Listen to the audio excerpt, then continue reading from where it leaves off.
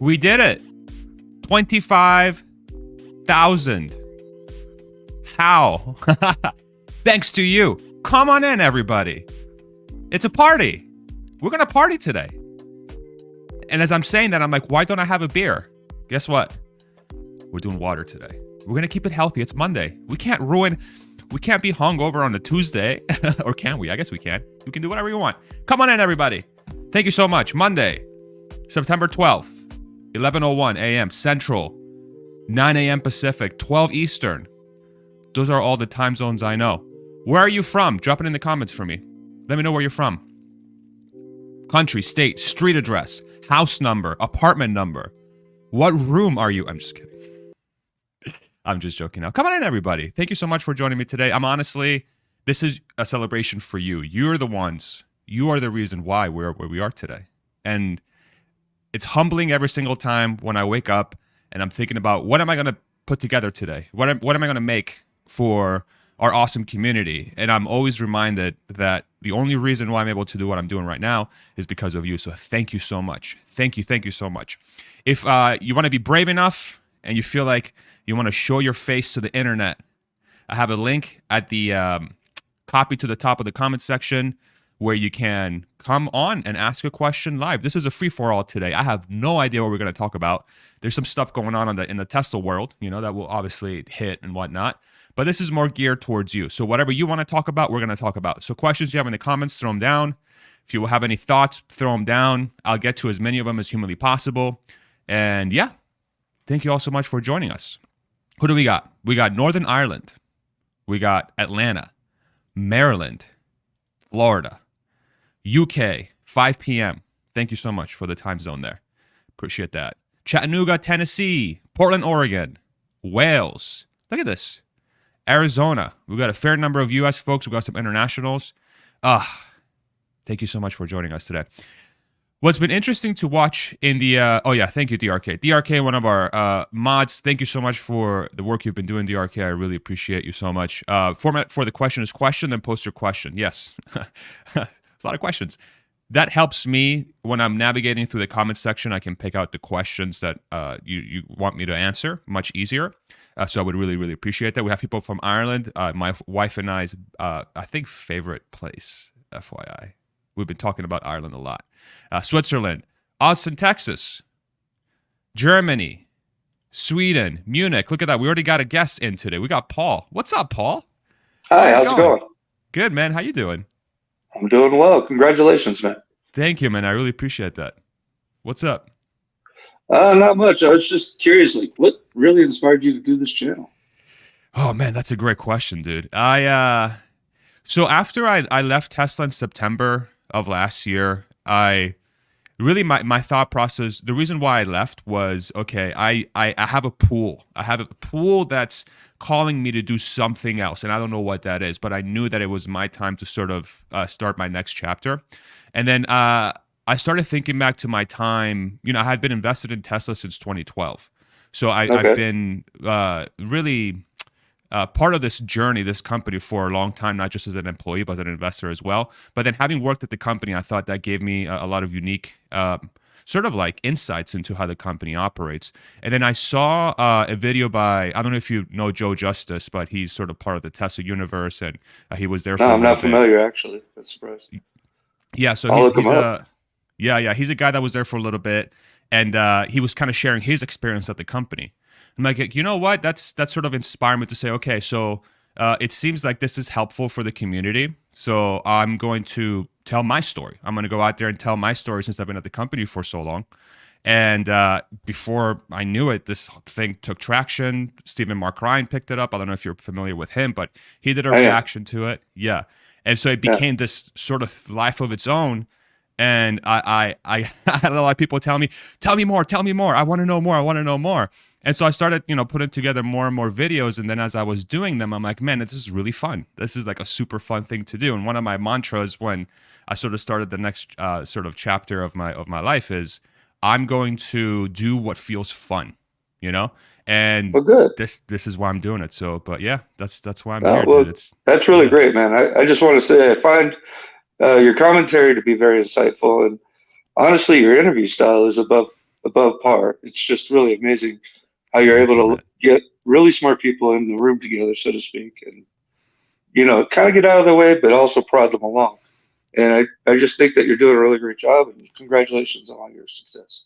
Thank you so much, man. That's so sweet. Yeah, man. It's been a learning journey for me. Like I feel so fortunate to be part of a community that's filled with so many smart people, and I think for me, that's where I get a lot of my joy is that I get to learn from you guys, from everybody in this community. I mean, it's really, it's super rewarding, and yeah. But I really appreciate those kind words, man. That's super sweet. Thank you so much. Thank you. Just keep on doing a great job, man. You're doing great. Thanks, brother. Appreciate you, All man. right. Thank you so much. Have a great day. You too, man. Bye. Take it easy. Bye. Paul, look at what a nice guy. Oh, I'm gonna start crying already. We're 5 minutes into the stream, man. Come on, Claude. Thank you so much. $8.99 British pounds. I think that's the sign, right? 25K. Congrats, Farza. Thank you, Claude. Thank you, my friend. I really appreciate you. You're awesome. Oh man, what a crazy journey this has been. What's your guitar collection? Yes. So Jackson. I forget the model. Let me see. I don't remember. Honestly, I'm gonna probably get rid of this guitar. I don't like it. To be honest, I'll tell you a little story why. That's an LTD. I bought this in college. My God, like 15 years ago. Still plays great. I bought it for the shape. I'm a huge fan of the Explorer shape. But those are the two guitars I have. I had a Schecter back in the day as well that I sold for the Explorer, actually, which is that the light brown guitar. And then I bought the Jackson when we moved to Austin. But I don't know, man. Like the neck keeps warping for some reason. So like the first fret on like up here on the high E string, it rattles like after like a couple weeks. So I have to keep adjusting the neck, which is driving me nuts. So I don't know if it's my setup or what. So I'm probably going to swap it out for a Strat, or if I can figure out how to fix this guy and get it to where it needs to be, I'll just add a Stratocaster, a Fender Stratocaster to my collection, which will go right here. So thank you so much for your question. Appreciate you. Oh, man. Congrats on 25. Been here from the start. Been nice to see you grow and finding your own approach to the YouTube game. It's inspiring. Thank you, man. Thank you so much. Yeah, it's been just... I don't know if you guys can tell from my approach, but I don't know what the hell I'm doing. I'm just experimenting. And I think maybe part of me is like, if I'm very open and transparent about how I'm approaching my journey, that could perhaps help some people along that feel like they have to be perfect, or they have to know what, or they have to feel like they know what they're doing to do something. Maybe a little part of me is like, I hope some people can see what I'm doing and do what they're doing, because I don't know what I'm doing, but I'm still doing it, you know? I think that's a big lesson in life, is that you never really have to be perfect. You just have to start. And the lessons you learn along the way of doing something are way more valuable than just trying to plan to start something. You get a lot more insights.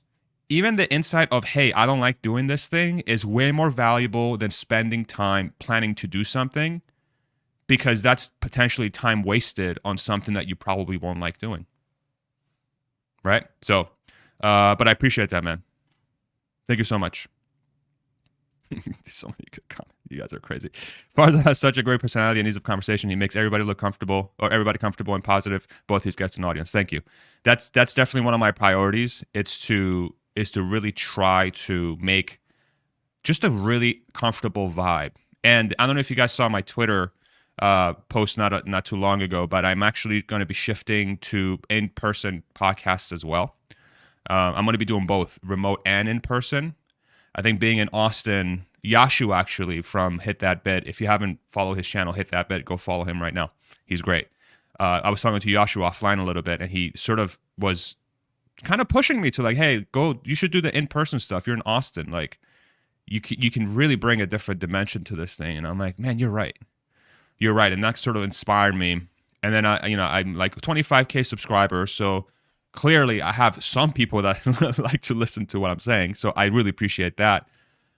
But if the feedback I'm getting is that my interviewing style seems to be working and people appreciate it, then perhaps that's what I have to get into more, is that if I really want to bring value to the community and really as many people as humanly possible, that's probably seems like the right strategy. So, but I really appreciate that. It's because it's too much metal. Yeah, the guitar's right. Is it your wife's guitar? No, my wife actually can't play guitar. I tried to teach her guitar when we first started dating, and I bought her a guitar, and that was the extent of it. Can you play the Monroe Life theme song on guitar? We need a metal cover. I was actually thinking about doing that. I'm gonna look into it. I'll definitely do it. I definitely do it. For sure. Yeah, Strat. I used to hate Strats for some reason because I was young and dumb, but I played one recently and it just plays so light.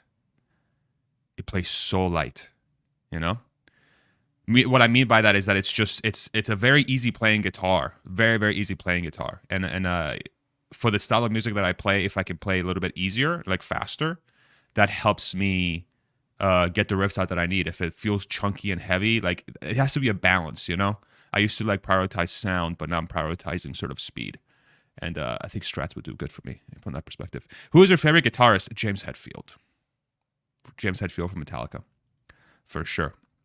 Faking it while making it is also a strategy. It is the strategy. It's a lot of, it helps a lot of people to get started, you know? And of course, like fake it till you make it doesn't necessarily mean like, don't be yourself. The way I view fake it till you make it is like, just do it, man. Just do it. What's the worst that can happen, you know? It builds character. Even in the moment of failure, I think it really does build character. It really does. Congrats on 25K. Next step, 250. Sure. Let's get it there. Thank you. Teslify, I've seen you in the comment section a lot, and you've been following the channel, so thank you so much, man. Appreciate your support. Gibson Les Paul. They look great. They are heavy. They're very heavy. And it's mostly a blues guitar, I find. It's, yeah. They're really cool guitars, but for me, and it's kind of hard to get up to the like the neck, you know, like the higher frets. Great guitar, but I think for the style that I play, it's probably not ideal. Your perspective as a former employee is so cool. Thank you for your hard work. Well, thank you, Gerard. I really appreciate that, man. Thank you so much. Who is your favorite guitarist and why? James Hetfield. Ringo Power or House of Dragon? House of Dragon, like a million. Okay, I put out a tweet recently that was a little bit of a controversial take where I said I don't think Ringo Power is good, my opinion. It seems like they are writing the and again, if you like the show, I'm not telling you to stop watching it. You do whatever you want. I'm just sharing my opinion. It seems like they are riding the coattails of Peter Jackson's Lord of the Rings, and they are taking Tolkien's world but adjusting it to whatever they want, and it makes the characters seem fake. And what I really liked about the Lord of the Rings movies is that the characters seemed real.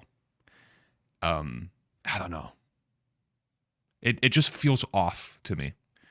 And House of the Dragon is incredible. House of the Dragon, for me, I'm being very open and candid about this. The way Game of Thrones ended was one of the worst things that I've ever seen.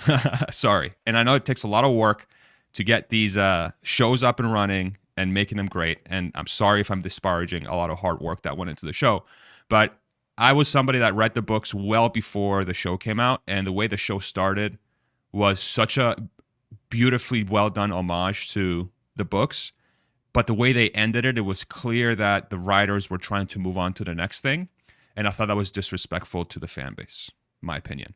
So the fact that House of the Dragon came back, and not only did they return to sort of the roots of why the show was, the original Game of Thrones was so good, it's that great character and great writing, but they also decided to keep the theme song for that show, for the Game of Thrones theme song, which tells me that they're trying to attach a positive recollection of the show to the theme song, because I think a lot of folks that followed the show before felt like they were kind of backstabbed.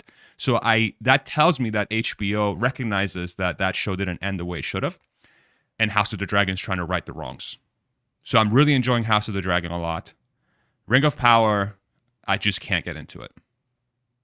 I can't get into it. Sorry, Ring of Power fans. You should talk to my wife. My wife's a humongous Lord of the Rings fan, and she is way more upset about it than I am. FYI. You inspired our channel, so thank you. Just helping make Tesla's mission more manifested. Much love, Farza, Julian, and from Germany. Thank you, man. Thank you, Julian. Really appreciate you. I was on their channel not too long ago. Please go check it out. Tesla community channel. They're doing a great job there, bringing the community members together and just chatting about Tesla. So I really appreciate that. Thank you so much. Thank you so much. Is there a danger of someone sabotaging Tesla FSD through hacking software or some remote signaling at cars? Question from Dorothy. I mean, anytime you're dealing with software, there is a chance of hacking for sure. I think the way to think about it is what is Tesla doing to ensure that never happens, and do they have the expertise to ensure that never happens? And one could make the argument, from my opinion, that they have the best software folks in the world and the best AI folks in the world. So they would more than likely be able to mitigate those threats as much as humanly possible. Not to say that it's impossible, but I think they're the best equipped to mitigate it. And I'm sure they're thinking about it on a daily basis, which increases the chances of them being able to offset any risks of that. So that's how I would think about it. Anything can be sabotaged, you know?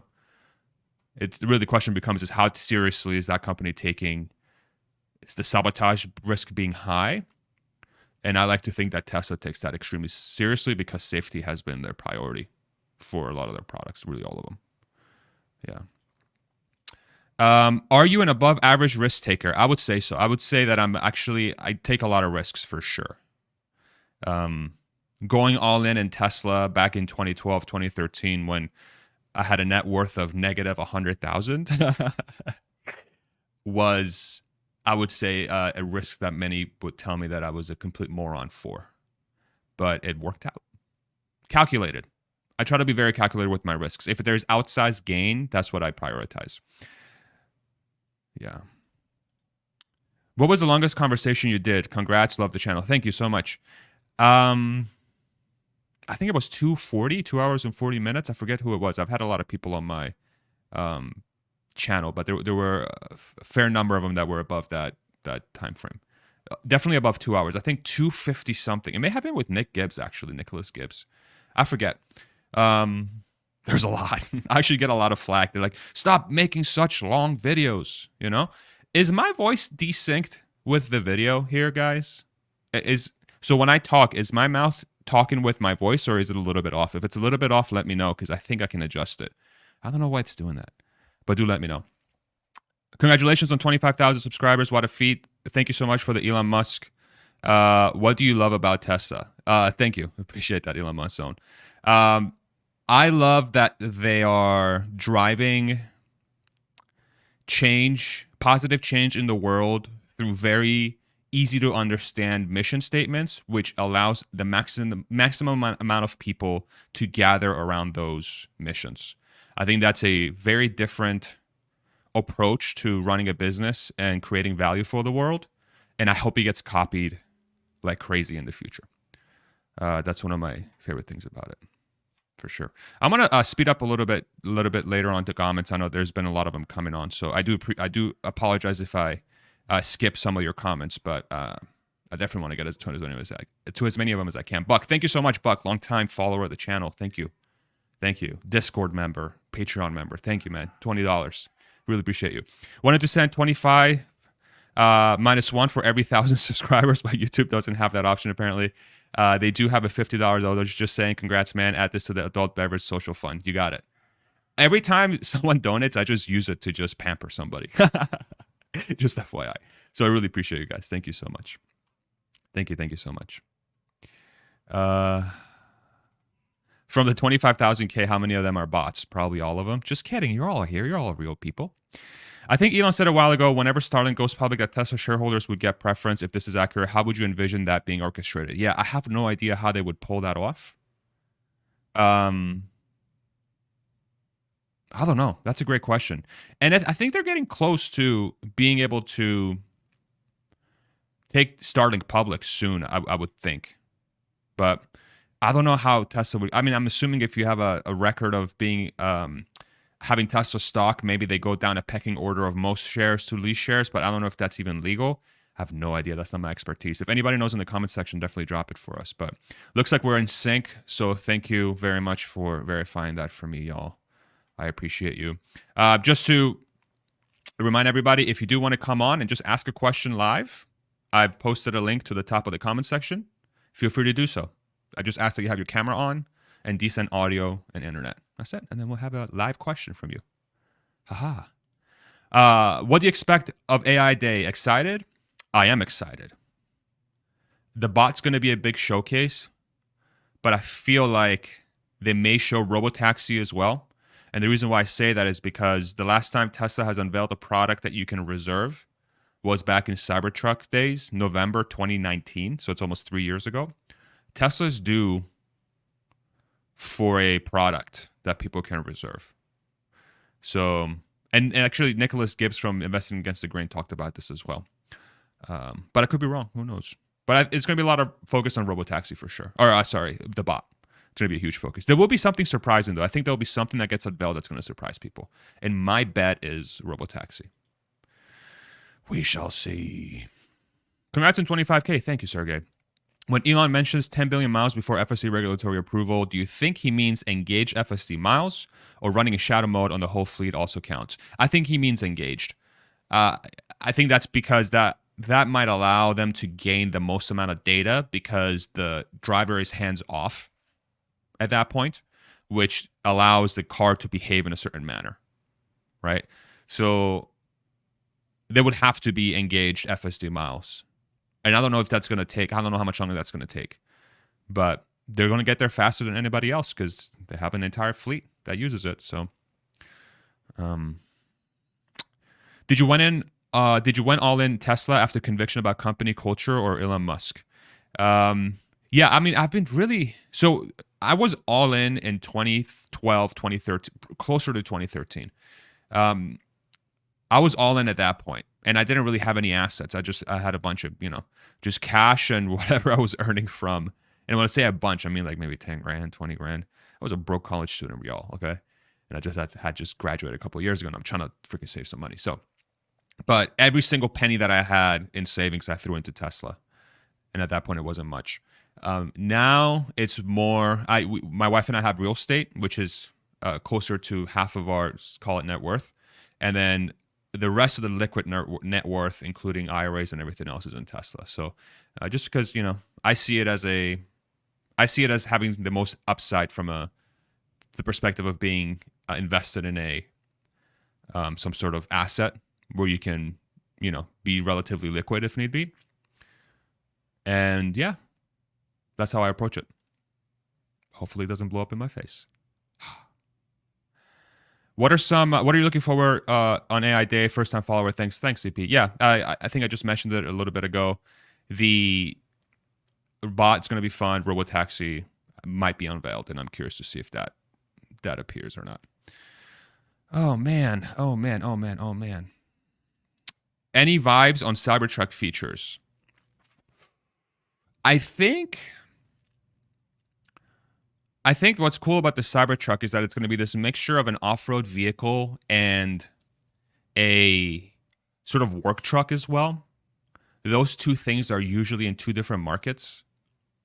You think about the Rivian is going to have a very different feature set than an F-150 work truck. But it seems like the Cybertruck could fit both bills. So I'm curious to see how they're going to merge those feature sets together. What are the things that are in common that could be leveraged in an off-road situation in a work site? So being able to power things is going to be an obvious one. Like a F-150 has these ability to plug in 1 million things or whatever it is, however many outlets they have. Vehicle to grid seems like one that could be helpful in that respect as well, depending on where you are from your location's perspective. I don't know, a built-in coffee maker? I have no idea. So that's how I think about the feature set for Cybertruck, is some sort of interchangeability between being an off-road vehicle and a work truck. So we'll see. Thoughts on semi-delivery? Yeah, I think that it's starting. It's going to be low volume for a while. The thing you have to keep in mind is that semi is going to be taking a lot of cells from the production. And so the more semis they make, the less Model Ys and Model 3s theoretically they can make until they get the battery production to be at a surplus where they can really crank out semis. So I expect semi to be low volume for at least a couple more years until they get that battery production up and running. I finally got the beta update this morning. So did I. I actually literally just installed it. After the stream is over, I'm going to go hang out with one of my old Tesla buddies. He just arrived in Austin. He's going to arrive in Austin this afternoon. I'm going to meet him at Terry Black's. We're going to have some barbecue, get into a food coma, and then I'm going to record some FSD beta while I'm sleeping. I'm just kidding. But I will be very full from barbecue. So look out for that reaction video or that FSD 69.2 video, if not this evening, tomorrow morning. So I'm excited for that. How many factories do you think Tesla will build out by 2030? So Elon has come out and has been open about them wanting to get between 10 and 12 to be able to achieve 20 million cars by 2030. So I would expect them to have either built out or in the process of building, call it anywhere between 8 and 10 factories by the end of the decade. That's how I think about it. Yeah. Why did you leave Tesla? Wasn't it a dream job? Love your channel. Thank you. Yes, it was 100% a dream job. 100%. And I get this question a lot, and I have a video that I built, that I made on my channel. Really one of my earlier videos was why I left Tesla.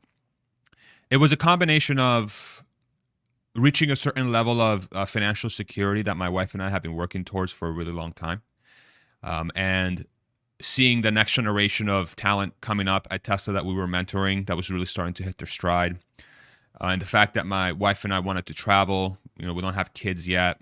We have our health, our youth, financial security.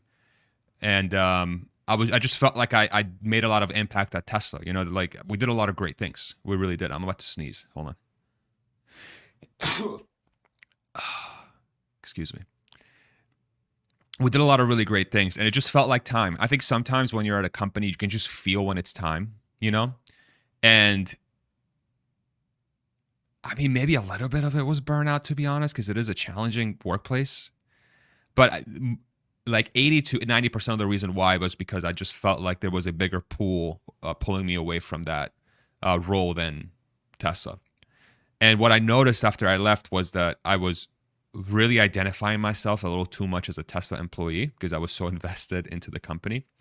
And I don't know if that's healthy, to be completely honest. I think there's got to be a certain level of being independent, and like being an individual and really following your passions. I've been wanting to play my guitar again for so long, and I'm in a band again, and we're playing, we started playing shows, and I get to do this thing, I get to do my own thing and build something from scratch, my own thing. That's incredibly inspiring for me because Tesla has taught me so many tools, and it's taught me how many different ways of trying to be a risk taker and a problem solver and building out great teams and building out an inspiring mission.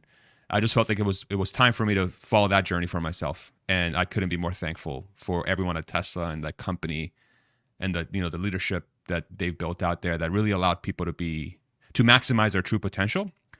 And I felt like if I didn't capitalize on the opportunity that I got from the universe, that I'd be regretting it in my later years. So, yeah, maybe deeper than you were expecting, but honestly, that's how I feel. Buck, what's up, dude? How's it going? I guess I can take my sunglasses off, not be a douche on camera, huh? Yeah, sorry about that. Doing good. How are you? Congrats, of course, first of all. Thank you, brother. So the question I have is, I suspect most people in this chat are Tesla investors, and I'd say a portion are Tesla drivers. I'm an investor, but not an owner, but I want to be. I've got the Cybertruck on reservation. So my question is, do you suggest, or how did you go through with your Tesla investment and having those funds tied up with purchasing a Tesla? Would you suggest, or how do you think through using your shares if you made a profit on it to buy a Tesla versus not and going some other way? Just curious about that. That's a really good question, dude. That's such a good question, right? Yeah, I think that is like the unspoken, rarely talked about, but always is like a lot of people are struggling with that constantly, right? Because you have an asset in the Tesla stock. that you feel is going to 10x in, say, whatever, 8 years or 10 years or whatever that is. The Cybertruck, depending on the feature set and how FSD rolls out, it's not. One seems to be more to have a more clear path towards that. Like there's more risk attached to the Cybertruck because it is a car and there's full self-driving attached to it, but it still has to be proven out. Where Tesla has a clear path, a little bit more clear path towards getting into that, just purely on volume, just purely on cranking out cars, right? Yeah. I think ultimately, we can't understate just how much doing something brings joy to somebody and removing the future monetary equation out of it. So like the way I approach it is, okay, I have a certain number that I have in mind that I'm trying to get to. Say, I'm always thinking about the future, sometimes too much. And my wife and I were just talking about this last night. Like I live in the future. I'm not present enough, but I'm constantly doing a calculation, and this is how I approach it, right? I'm constantly doing a calculation that says, I'm trying to hit this number by this year.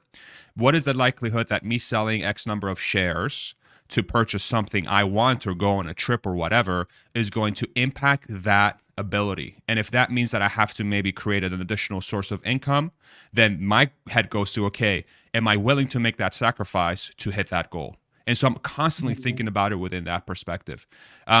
If I feel like I have enough Tesla stock to reach my goal in, say, 5 years, and if I just sell some Tesla stock to get the Cybertruck and I still can hit my goal, then I'm like, yeah, I'll do it. I don't care. Like, because I'm prioritizing my my happiness, in a sense, over what I think my net worth is going to be in 5 to 10 years time. And that for me is healthier, because I really want to enjoy the things that life has, right? And I think if I spend too much time trying to be the richest person that I can be, it takes away from present enjoyment and the ability to capitalize on some present things. That's how I think about it. It could not work for everybody, but that's my approach. Is that helpful at all, Buck? It is, yeah, and that kind of rings true, and that's what I've sort of wrestled with is, maximizing almost obsessively with, the shares and just as many as possible for as long as possible. But I mean, if things work out as we all think they will, I mean, how rich do you need to be? I mean, there'll be plenty. Right. And in the meantime, I'm going to sacrifice 10 years of not experiencing the thing I'm invested in. So that, that sort of rings true with what you said. Looks like your joy has to calculate in there. And even being a Tesla investor and not having the product, I think it only can enhance or at least more inform my investment decision by owning the dang thing. Yeah. Yeah, I mean, there's definitely an angle there as well, for sure. And I think the other thing too is, if you're doing something you enjoy that's generating income for you, don't discount that either. Like that's another source of income. And again, none of this is financial advice. I don't know what the fuck I'm talking about, right? Yeah. Please don't take my advice, but this is how I think about it. Is if you're able to generate a source of income that you enjoy doing and is valuable and you're proud of it, don't discount that. Maybe lean a little bit heavier into that and see if you can generate additional income while staying true to your morals and staying true to your mission of what you're trying to create, right? There's a lot of different ways. I think a lot of times people discount their ability to generate income in a good way, in a way that's helpful for humanity. But then again, that takes sacrifice. That takes personal sacrifice to a degree. But if you maximize the amount of time you have to make that sacrifice, then you can generate more income. So that's another approach that I take as well. So a lot of different ways, but ultimately it comes out to just do what makes you happy. And if you have long-term goals, just see if you can ensure that making those actions don't jeopardize that long-term goal. Yeah. Well, you lead by example. It's certainly worked out well for you having that mentality. So far, again. We'll see. So far, so go. Yeah, no, you got it, bro. Blow up. Yeah. Thank you, brother. Yeah, Appreciate thank you, man. Take care. Take it easy. Bye. Mm-hmm. Buck is awesome. I love Buck so much. Who's this guy? I've never seen this guy before. Wow. What's your name? Rodman? What's your name? Rodman, long time. Thank you. Congratulations on the 25,000. Thank you, brother. Pretty awesome. I just wanted to jump in here with Buck, because Hans and I've also discussed this problem. Hans is in the same boat, and the way I kind of tried to put it to him. Am I coming through okay? Yeah, you're great. Okay, great. So if you think about your net worth and how much a car is compared to that net worth, you can think of it as a percentage. So if you're looking for a 50K car and you have 500,000 in net worth, that's 10% of your earnings. If you double that to a million, that's like now 5% of your net worth. So you can kind of think of it like, what is that point where the cost of the car is like kind of small relative to like how much you have. So like it's going to be different for different people, but the more you have, you like, let's say you have 5 million, right, and you're paying for a 50,000 car, like that's 1% now. So that probably going to be comfortable for a lot of people, right? But not everyone's at 5 million, sure. But like it, if your net worth is 100,000 and you're buying a 50,000 car, you're probably better keeping your money like growing instead of. So it's just about coming up with that percentage that's right for you. And Yeah. I don't know if you have any thoughts about that.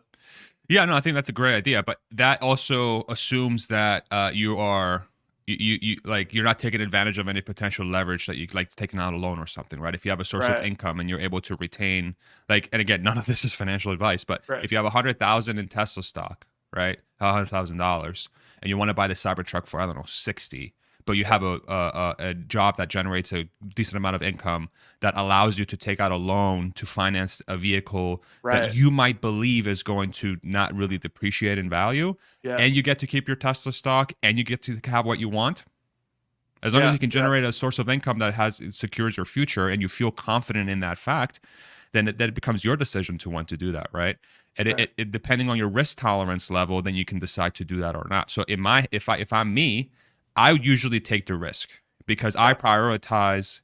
I trust in my ability to. I trust my gut in a way that says, "Hey, I'm confident in the fact that this will not impact my future ability to hit a certain goal from a monetary perspective, and I trust my ability to be able to generate incomes to try and offset that if I get into a tight spot. Like say Tesla goes down, I don't know, 80%, my Tesla stock becomes 20,000, but I still have a Cybertruck and I'm paying a loan on it. I feel like I'm going to be able to have a source of income being a job or creating a business or something that's going to allow me to quote unquote survive that time period. Because I still have faith or I still feel like Tesla is going to be able to rebound in the long term. So that's one of my variables. I think sometimes when people think about planning for the future, they remove the variable of being able to generate an income. And yes, that's more risky for sure. Not everybody can do that. I understand that fact. But I think if somebody's confident enough in being able to do that and have a proven track record of doing that, make that part of your equation. Maybe not 100%, maybe 50%, but that's more risky. And I definitely recognize that, but that's my overall approach. Right. So That makes sense. yeah, Like if you as a person are generating, like if you can increase your income through whatever means, through innovation and entrepreneurship, that's like even great ways to think.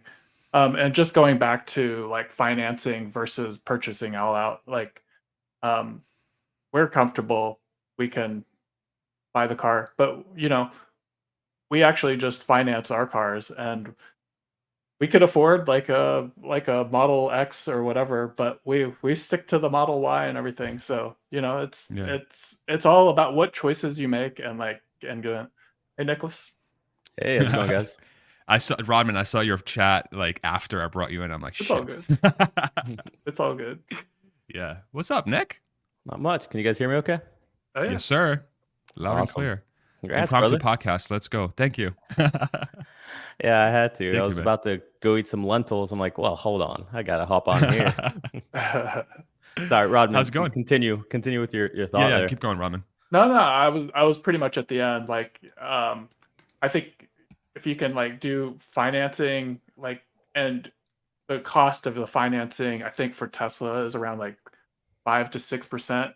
If you're beating those, like, if you're beating 5 to 6%, it's better to keep your money in your own pocket and invest that than to have, that 5% that you're losing to Tesla, to the finance charges. So, yeah, it's just small comparisons of like where your money's going and like what's the fastest way to grow your total, and That's how I think about it. So. Nick, do you have any thoughts? Yeah, I have lots of thoughts on this topic. Go. Oh, awesome. Hit it. Yeah. So my first thought is I agree with what you're saying, Rodman. I think for me, this is not financial advice. For me, It is. When you say it, it is. Yeah. For me, $1 in an investment, in any investment that has shown consistent growth, like just you can use the S&P 500, just because that's a very measurable 7 to 12% every year for the last however long. If that's a higher rate of return than the interest rate you're paying, it's a no-brainer. You throw in something like Tesla, and we all have our own numbers, our own models. It just makes you feel very stupid if you don't take that approach, right? Because if you're just thinking 15% year over year growth in the stock price, well, then why would I forego that and not just take a 6% interest rate? I mean, so to me, it's just math, and the math makes more sense to me to stay invested. And as far as there's so many different ways you can pull money out without selling your stocks. Now, again, none of this financial advice, but you could do something like Ken, Chicken Genius. He sells puts and he lives off sold puts. Again, it's risky, but it's something you can do, and you get the cash immediately. So he'll do like a year-long leap sold put at either at the money, or I would never do at the money. I like to go deeper into the money just to be safer. But you get that cash, and it just depends on what you think is going to happen. Worst case scenario, you have to buy, if you do one put, you have to buy 100 shares at that lower price. Worst case scenario, or best case scenario, you keep all the premiums. So there's just many ways you can do it. I think there's so many good YouTube channels out there. Like if you look up Ken stuff, there's so many great stuff. But at the end of the day, to me, it's just basic math, where the numbers at. And I think over the long term, you'll be able to refinance a car to get an even cheaper rate than what you're at now. So, but those are my thoughts. Yeah, there's so many good ways. You can like refinance your home to like start paying stuff. There's margin. Yeah, I would stay away from margin. I think for me, the way I always think about it, like when people ask me offline and like they ask me like how do you do it? Like all those ways I agree with, but I think the one thing folks sometimes I come back to generating income. Generating income is always so underrated, because I think it does two things.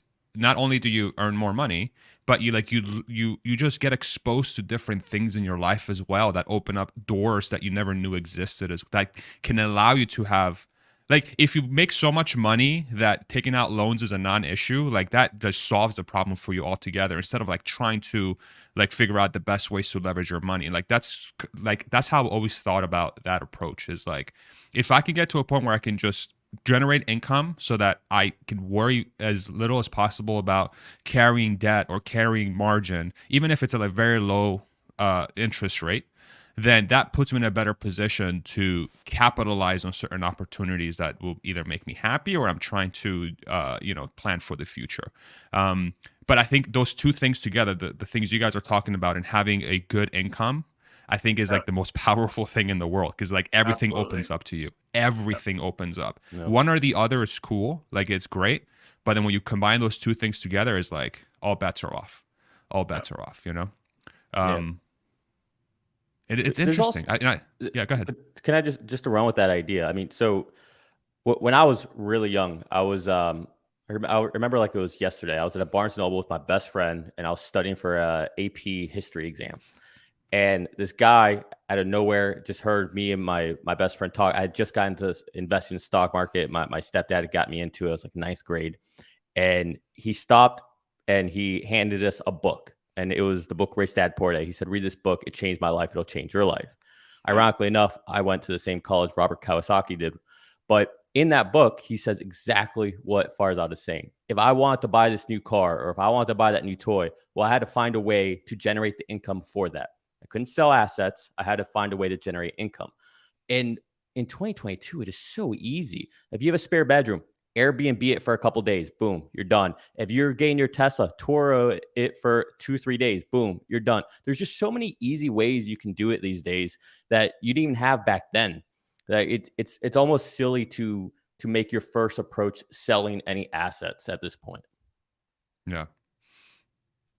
I think the other equation too is ensuring that you're somebody that is capable of finding the time to generate those additional income streams, right? I think that's another equation that sometimes, because I'm trying to.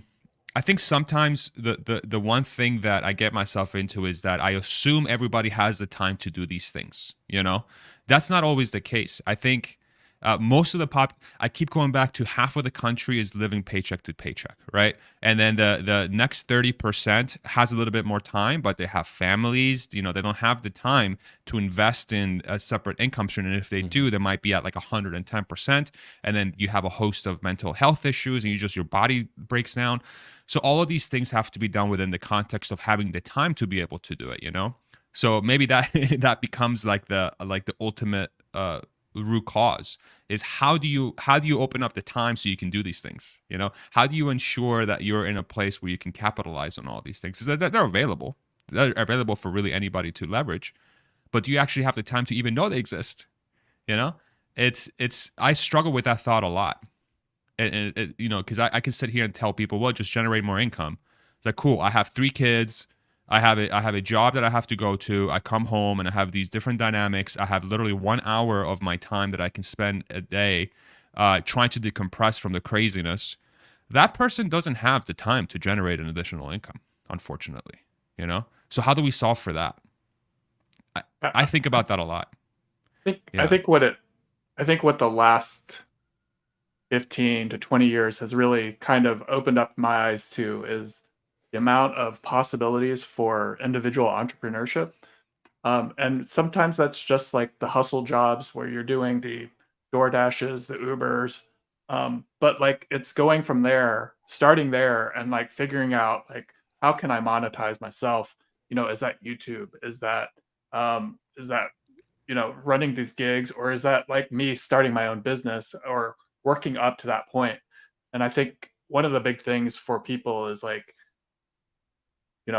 getting that point where they have some money, they have an income, and then there's something that they're working for that's building themselves, and then they can start taking that extra income and putting that into investments and doing whatever. And I think that was a big reason why the stock market really blew up in like 2021, because there's just like so many YouTubers, like people who had extra income and where they were like, like you have a guy like Meet Kevin, and he's making his money on real estate, and then he's like, where do I put that money?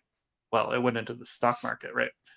So it's getting a movement for people to like get out of these regular these regular jobs, and then moving up into something where they're paying themselves, right?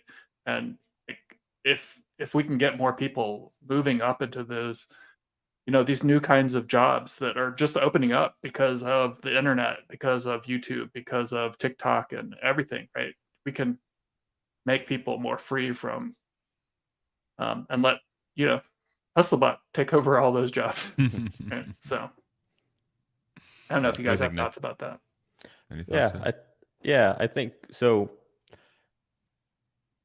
I like a lot of what you just said.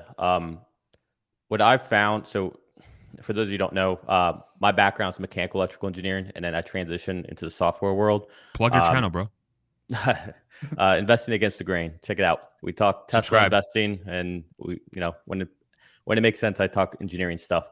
But yeah, so how did I even make that transition? Well, a lot of what you just said there was I really started to look at where was I wasting my time, if you will. So like when I wasn't working and I was kind of goofing off, like I've never been the person to just goof off just on social media. Like I goof off on my interests.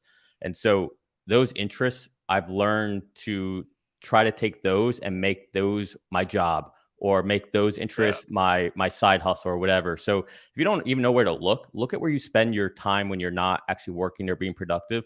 Because whatever that is, you're interested in that. If you're looking at Zillow all the time, well, maybe you should be looking at real estate or doing something there. If you're always doing Tesla stuff, well, maybe you should be trying to work for Tesla or trying to see if you can do part-time at one of the service centers. Or, I mean, there's all kinds of stuff you can do. But yeah, so in the bigger scheme of things, though, I definitely, the time thing's hard, especially, well, I can only talk about myself. I can't talk about anyone who has kids because I don't have kids yet. But I probably work anywhere from 40 to 60 hours a week with my day job. And mind you, I work for a company somewhat like Tesla as far as demanding. I don't like to talk about where I work, but it's one of the biggest companies, and it's very demanding. It's an amazing culture, but it's a lot of work. And then I also do YouTube, and then I also have a wife, and then I have life, right? So I can't even imagine throw kids in there. But as far as if you don't have kids, you can find the time. You can always find the time. We always have time. We're BSing or just sitting on the couch or doing something. But yeah, no, I think these are the type of conversations I think need to happen more, because it's true. There's so many different things you can do. There was a comment here that goes along exactly what you were saying. Right here. So Mihoko Simmons. Farzad is spot on about people not having time isn't an excuse, maybe, but it does make it very hard unless you sacrifice other aspects of your life. I think that question of sacrifice and what you just talk through. What is a perceived sacrifice that isn't really a sacrifice, that it's just an excuse, right? But how do you define that within the context of somebody who feels very strongly that what they're doing is necessary? So, like, for example, and this is an exercise that I need to sit down and do again. I used to do it before, where I spent way too much time on my damn phone, just way too much time. And I'm like, man, I'm tapped out. Why don't I have enough time? And I'm like, my wife's always like, just be present. I'm like, what are you doing with this damn phone? I'm like, I'm researching for my YouTube, and I'm not. I'm doing that for 5 minutes, and I'm like, oh, what is this thread? And I just go off the wayside. It's a very human thing to do. I stopped using my phone altogether for like a month, and then I found myself on the couch at 2:00 in the afternoon. I had done everything that I needed to do, and I'm like, holy shit, it's 2:00, and I still have like 10 hours left of the day. What have I been doing this whole time? It's kind of unbelievable just how much time there is in a day if you're if you're a stickler about really managing your time. But again, this is within the context of my life, of the fortunes that I've had, right? But getting to the point where you're willing to do that exercise of removing things that typically distract you or make you happy, getting to the point where you're willing to get rid of those things for, like, say, for a week or a month to really understand what is going on is sometimes a very tall task, because there's more underlying things attached to getting rid of that thing. A lot of it is, I honestly think it's mental. I think there's a lot of mental health things that have been happening with humanity as of late, especially since the advent of the internet, that's removing our ability to really try and calculate why we feel the way that we feel. Like, why is it that I feel the way that I feel every day? Why don't I have the energy to start a business? Why don't I have the energy to generate an income stream? Why don't I have the energy to hang out with my friends? Why don't I have energy to freaking cook food? Why don't I have energy to have sex with my partner? I don't fucking know. Like, there's so many different things that are happening in humanity that, like, most of us don't know how to sit down and analyze. But, like, finding those things, throwing them to the wayside, and just sitting down for when you're supposed to be doing those things, sit down on your couch and just do nothing. I could learn so much from this myself. I don't practice this nearly as much as I should, but the one time I did, it was eye-opening. And I don't know how universal this could be, but yeah, I'm curious. I'm curious to see how much something like that could help people. Like, how much of that could open up the potential of humans, right? Of people out there that could have a better outcome, could have a better future for themselves, but they just don't know how to identify those things, or don't know how to approach those things, because sometimes life sucks, bro. Like, it's too much. Sometimes it's too much. You're going at 110% and you don't even know you're going 110%. You just feel like, oh man, why do I feel this way? I'm a failure. No, you're probably doing way too much. And 80% of the things you're doing are probably counterproductive, and they're making you more tired for zero value, which is a lot of jobs today. Unfortunately, it's a lot of jobs today do that. I just went on a rant for like 10 minutes. I'm sorry. No, it's good.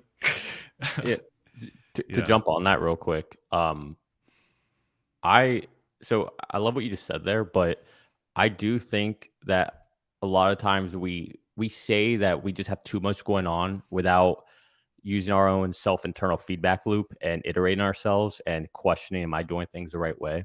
I mean, I'm constantly like self-criticizing myself, and not in a bad way, but like, how can I be better? What am I doing? Why do I feel this way? Why did I get those results? And over time, like I've learned what works for me. You know, I used to always be somebody that works out in the evenings. Like there's no way I was going to get up and work out. Now I wake up at 5:45 every morning and I go to the gym from 7 to 8. I'm a CrossFit guy, so say what you want about that. But Uh-oh.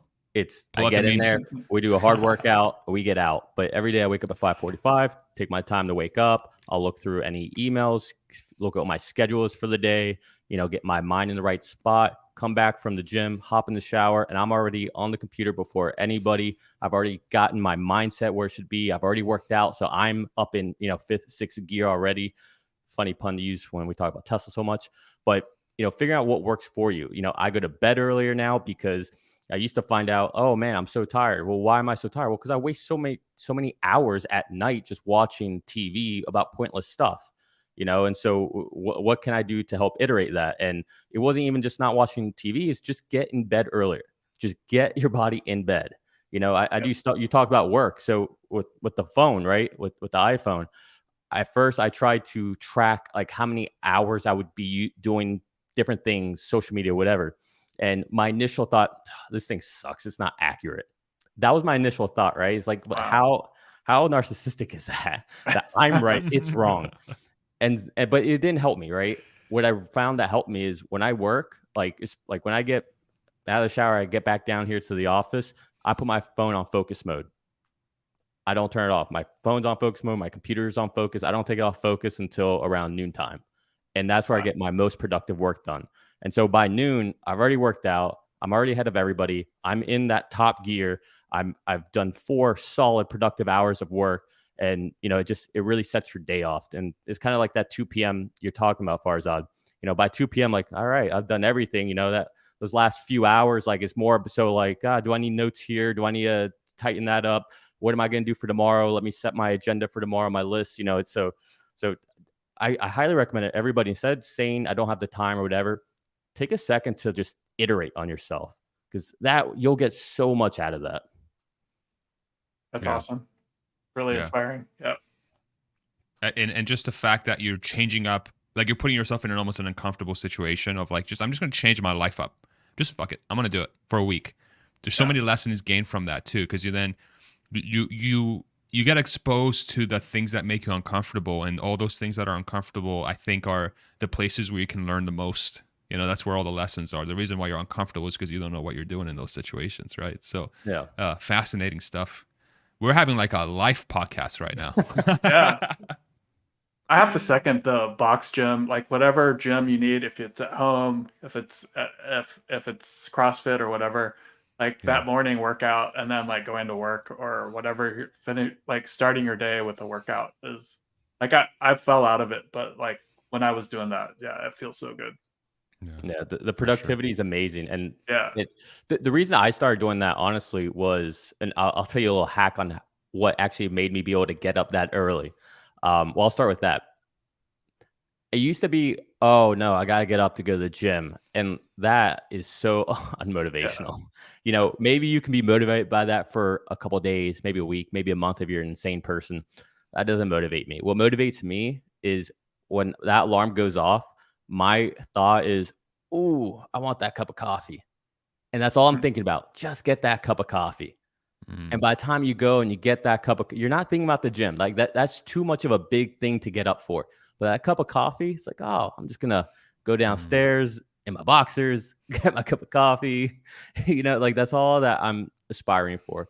But the bigger reason I really want to start doing things in the morning was I kind of felt like it's kind of almost disgusting that so many of us, and I was guilty of this too, but when I would wake up, the first thing I would do would be to get ready and do stuff for other people, for work. I'm like, nah, this is so backwards. I need to do something for me when I wake up. I need to take care of me first. And so that putting my health as the number one thing in the morning, make sure I did something for me before I do anything for anyone else. So, I mean, that was kind of a philosophical thing I want to change in my life. And so that was the impetus behind it. That's great. That's really helpful. It's funny because like the last 5 minutes or so, Nicholas, you're sounding like my wife. Like she tells me this stuff all the time. Watch out. I know. I'm coming for him.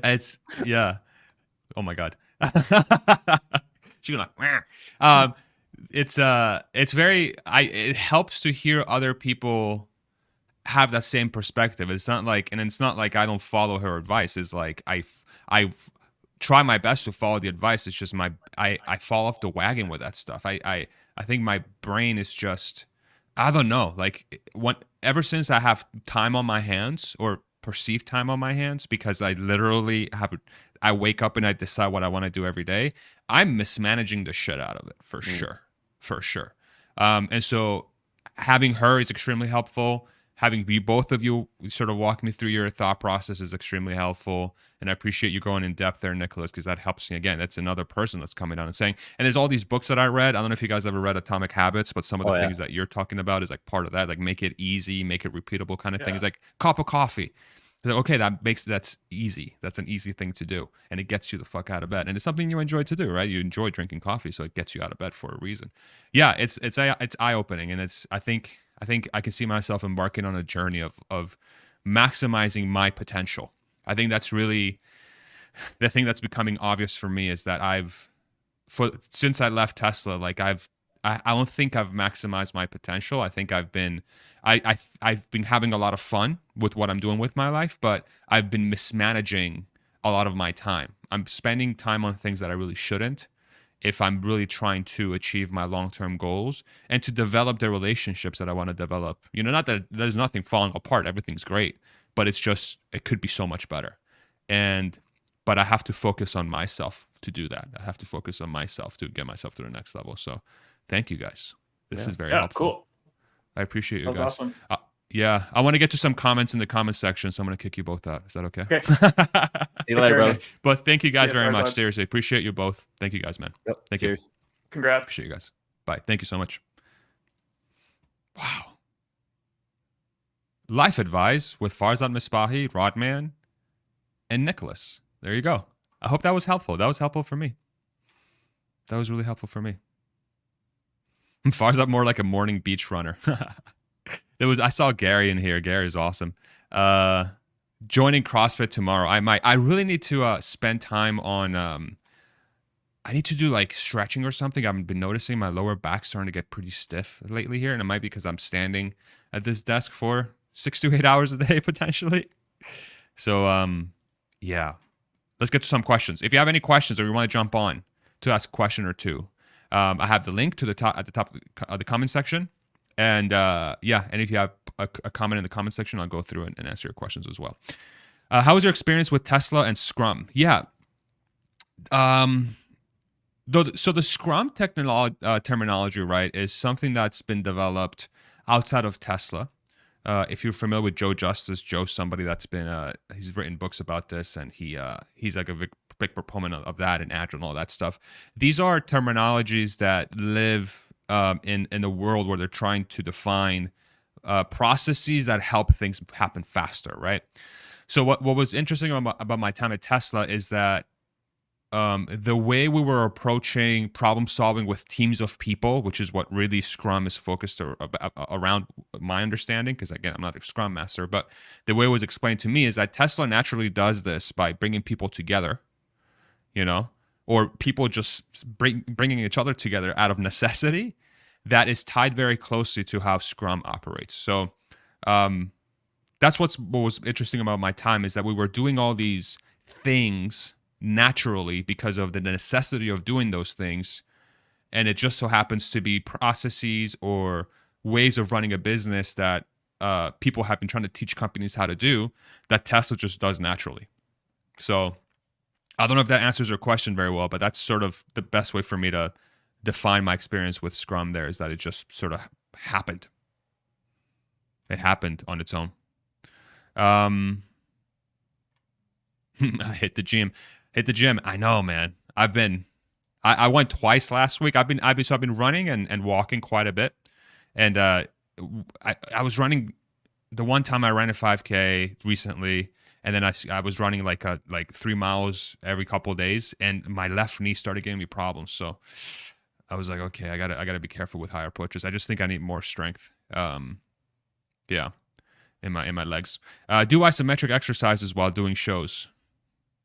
You want to see me sweating my ass off? Want to be like glistening The light's gonna like it's gonna like make my face shine like crazy. Here's a question: why didn't 1069.2 let me move the blind spot camera around? Ooh, that's interesting. I don't know. I will once I go on my drive today and try out 69.2. I'll let you know if I'm having the same issue as well. That may have been tied to a separate release for some reason, but yeah, I don't know. I'll let you know once I go in and try it out. You having kids anytime soon? Bro, we are proud to have to reproduce. Gary, funny guy. Yeah, my wife and I are planning on having kids. Yeah. We'll see. Once we have them, you guys will be one of the first to know. Don't worry. Did you ever consider other stocks, NVIDIA, besides Tesla? Yeah, I mean, in the past, I've invested in other shares. So my portfolio before I went all in Tesla again recently was Coinbase, ARKG, Shift4. What was it? Hertz. So these were like the companies. It was still very much skewed. Lemonade was another one. It was very much skewed to Tesla. It was still majority Tesla, but I just felt like putting a little bit of money on those places. It was all in my IRA account, actually. I felt it was a good move, but as we went through that sort of like dip in the market, I found that Tesla just had a better long-term potential, especially with the ability to generate cash here in the coming quarters and years. So I just felt like Tesla was a better investment, so I shifted it over to Tesla. But I've looked at others. And I also looked at Palantir as well. And I was in Palantir for a little bit. I know that's a very popular one within the Tesla world and the internet and YouTube. But I do feel like, I don't know, like Palantir for me is, I'm thinking about doing a video soon where I want to give my sort of thought around how to fix that company, which is a stupid thing to say as somebody who has very little experience with that company, but I have been exposed to a few things from like talking to other people and sort of thinking through it. And I come from a business intelligence background, so data is I know data quite well. And Palantir is a more than just BI. It's sort of like a enterprise, enterprise software. It's basically like the brain of the company. But like most people don't understand it, right? So I have a lot of suggestions on how to fix that potentially. So we'll see. We'll see if that's something that I do. How confident are you that Elon solves FSD before end of 22? Yeah, I do think Tesla has a very good chance at the end of this year to come out with a solution that's going to be able to drive people around without driving, for sure. But there's still going to be some edge cases in places where they need to hammer it out. But I do feel like they'll have FSD ready for every single person who has signed up for FSD. And I think it's going to be able to get people from point A to point B like 99% of the time without any interventions. I think next year it's truly where it goes to the next level and it becomes like, okay, they're here. We just need regulatory approval. They're going to get close this year. And my conversation with Chuck and James really helped me think about this a little bit better. I think it's gonna seem like it's not gonna happen until it does, because of how these things usually work with software. So, and Tesla has a proven track record of execution. They're always late, but they execute, and they've proven that many times. So I'm curious to see how that goes. Thoughts on Ontario versus Quebec locations for Gigafactory Canada? Yeah, I did a video where I thought Ontario would make sense, but Quebec's not that far away. So yeah, either one of those two could work, right? They take advantage of their geographical location because they're both sort of like Eastern Canada, right? Or like Middle Eastern Canada.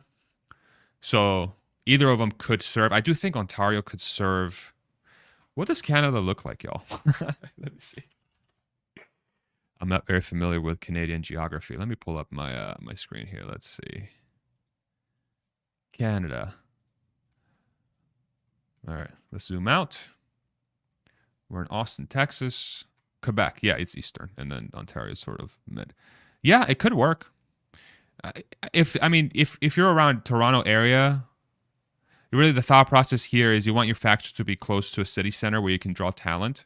So to me, Toronto makes more sense because Toronto is a larger city and there's a lot of tech companies there, and it has quite a bit of overlap with the manufacturing world because I think Toyota and Honda both have factories there already, so there's already a talent pool you can draw from.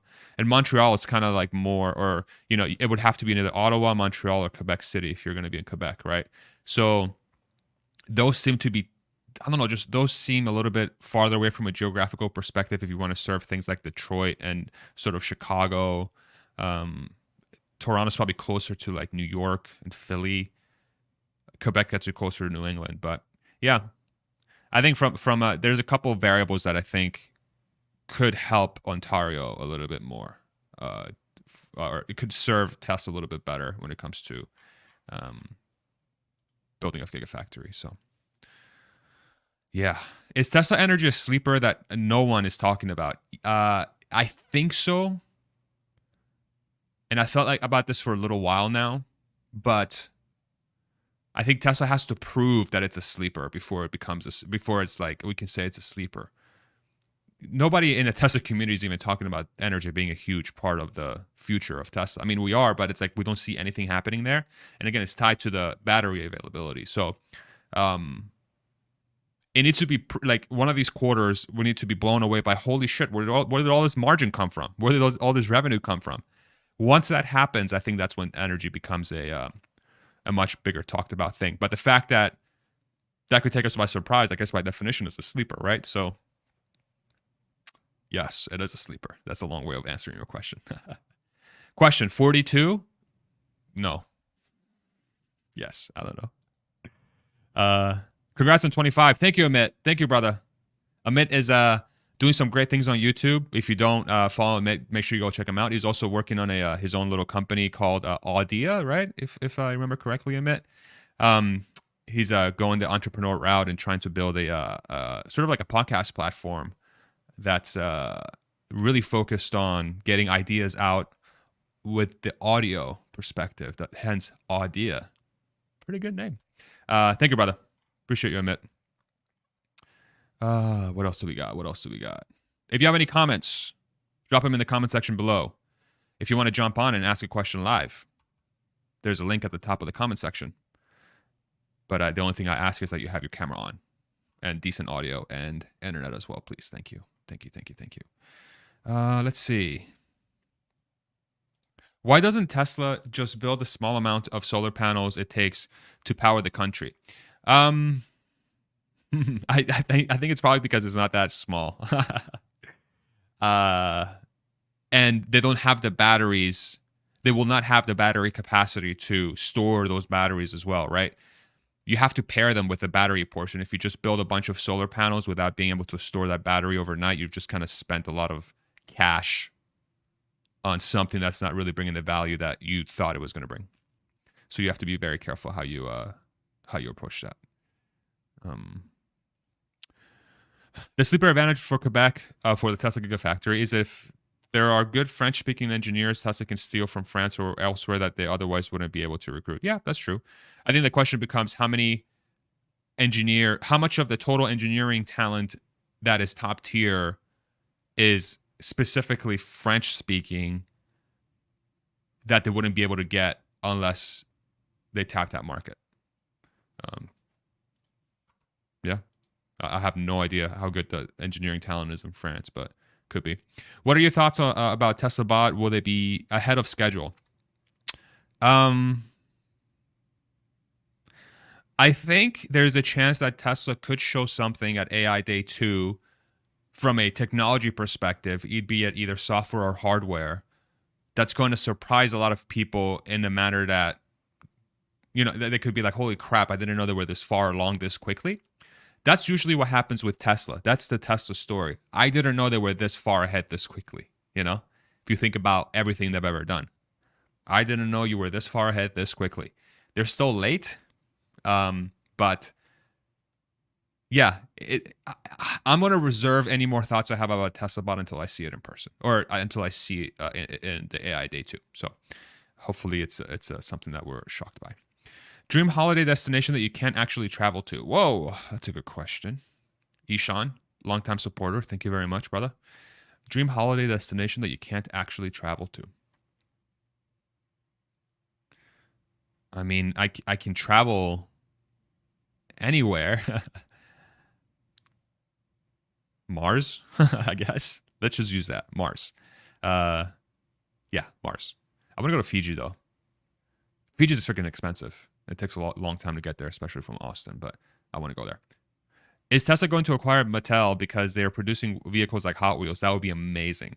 Could you imagine if they can take their manufacturing process and scale it up like 100? Like, just make it bigger, and then boom, there's a car. Yeah. That'd be fun. Congrats. So happy to see your audience grow. Thank you, Felicia. Appreciate that very much. What's up, Red Rocket?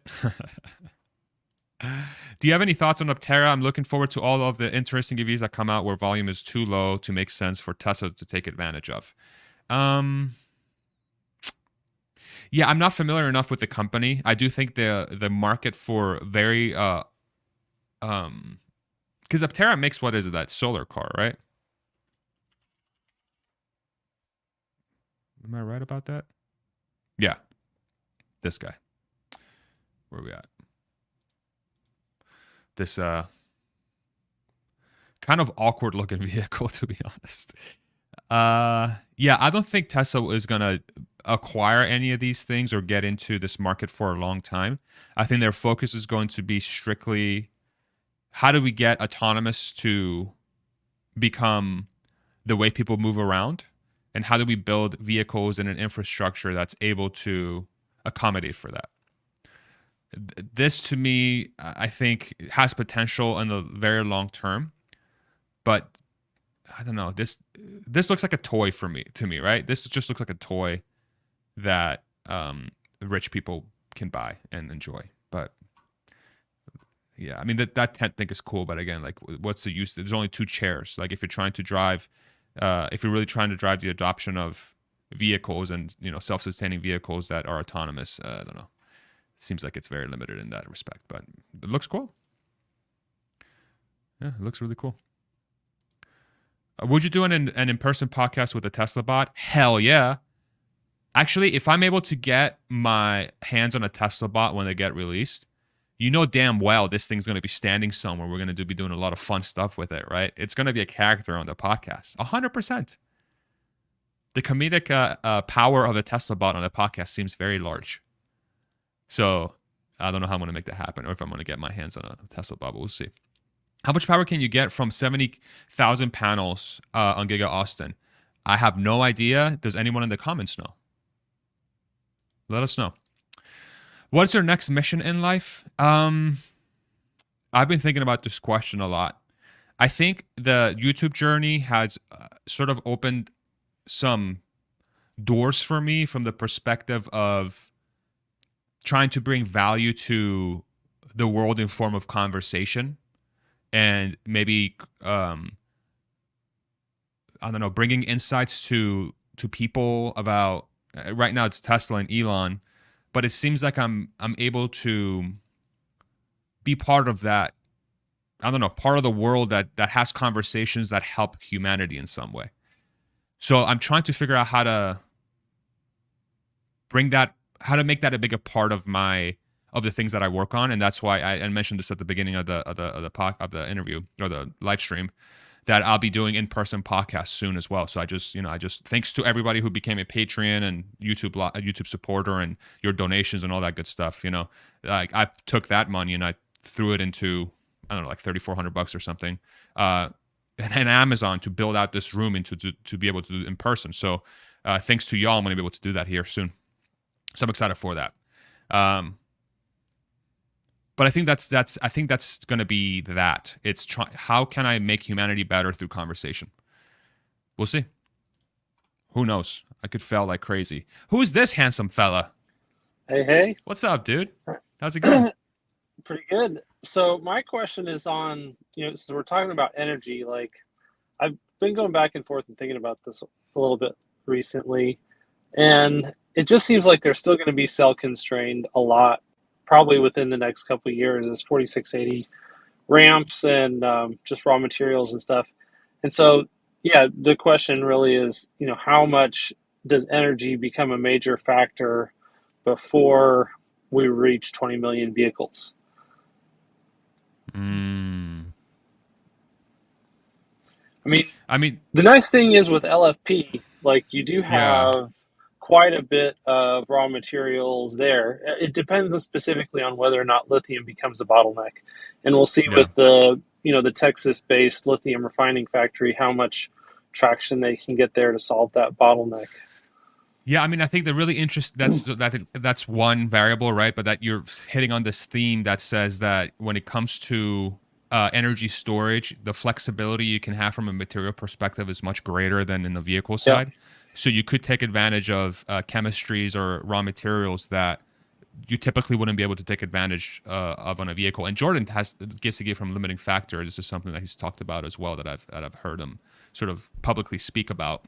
So that draws a picture potentially that says that to get to a stage where energy becomes a substantial part of the business, theoretically could arrive sooner than the vehicle because the material constraints are not the same as you would have from a vehicle perspective. The question becomes, what are the processes required, like refining, mining, and these other variables that gets us to that point, and how much is Tesla willing to invest in that part of the business while they're ramping up to 20 million cars a year, and how does that fit within the context of how much bandwidth they have, right?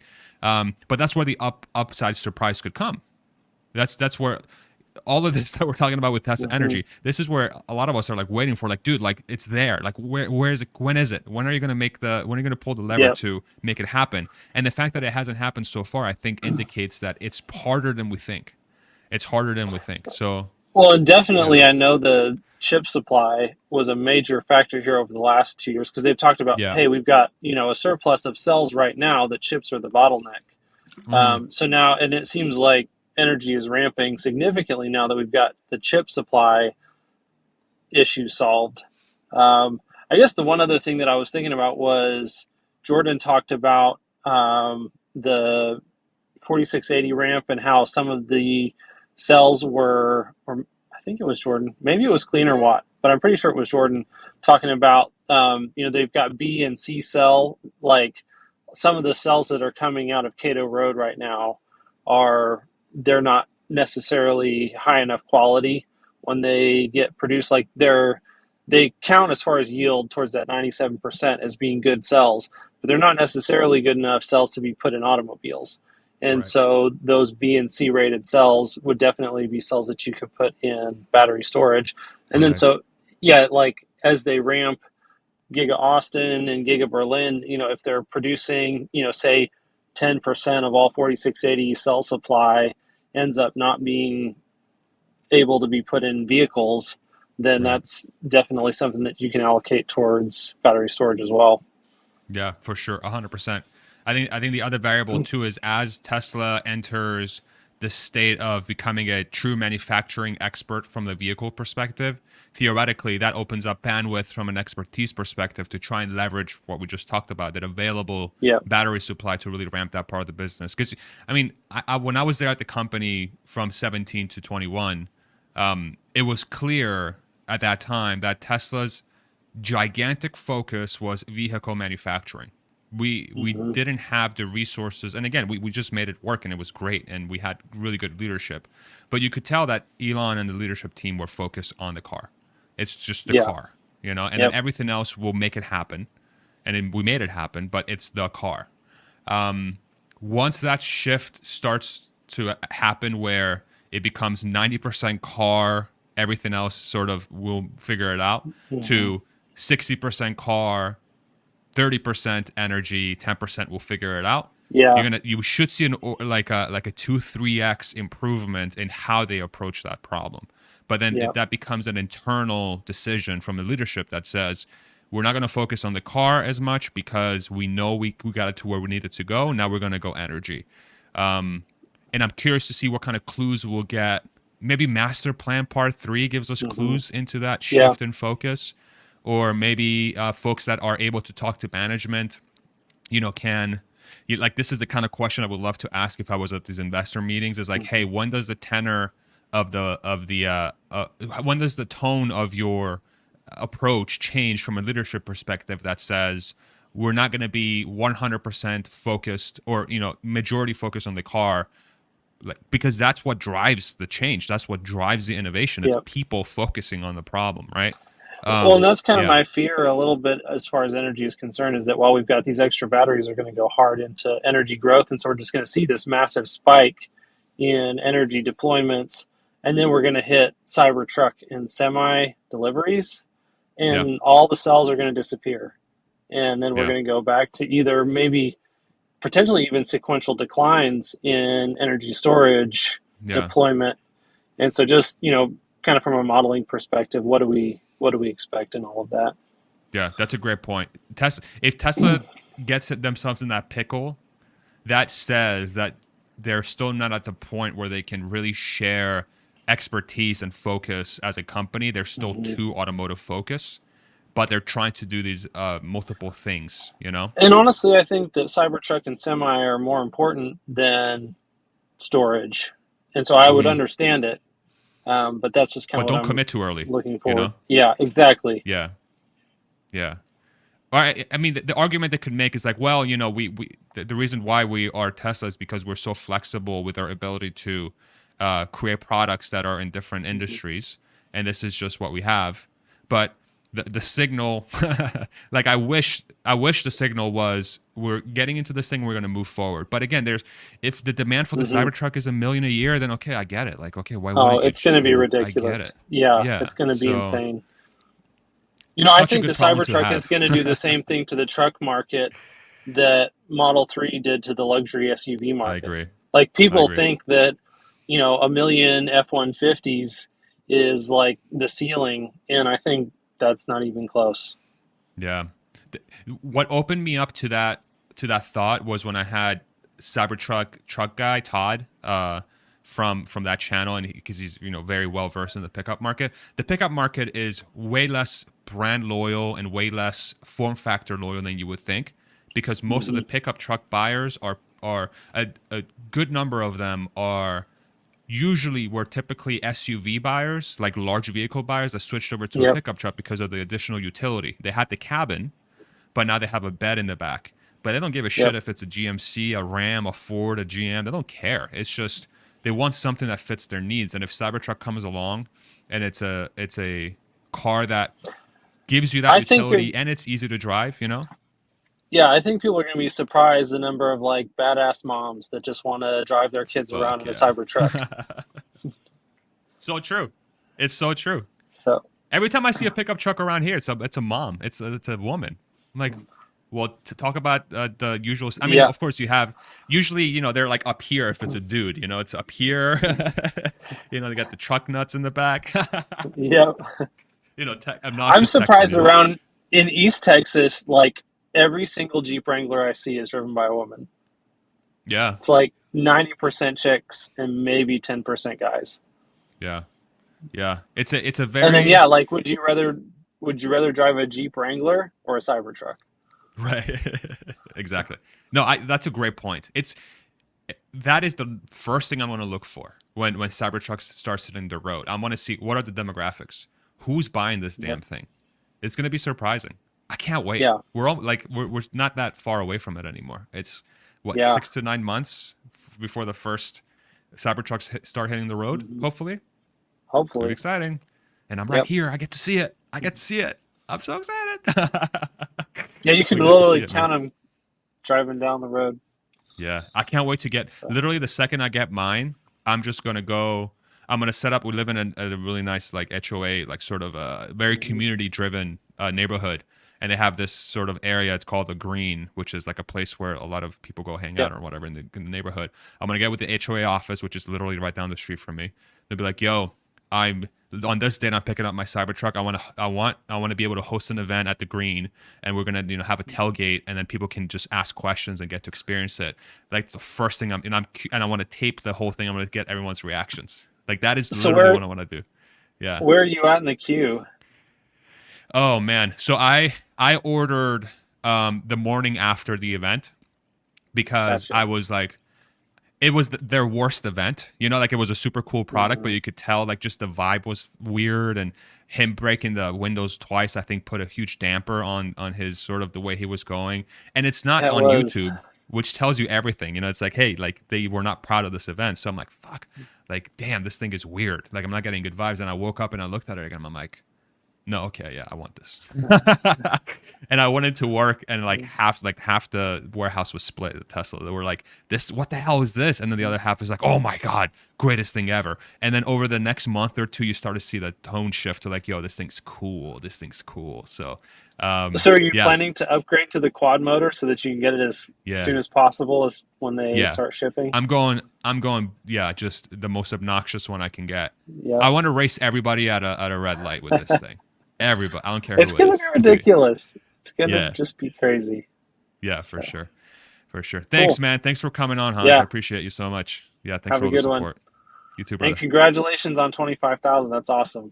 Thank you very much. Thanks to you and everybody else. Thank you. Appreciate you. Yep. You got a great Bye. community. Thank you, brother. I agree. Bye. Hello, sir. Hey, How you doing, my friend? Good to see you again. I'm good. I'm good for that.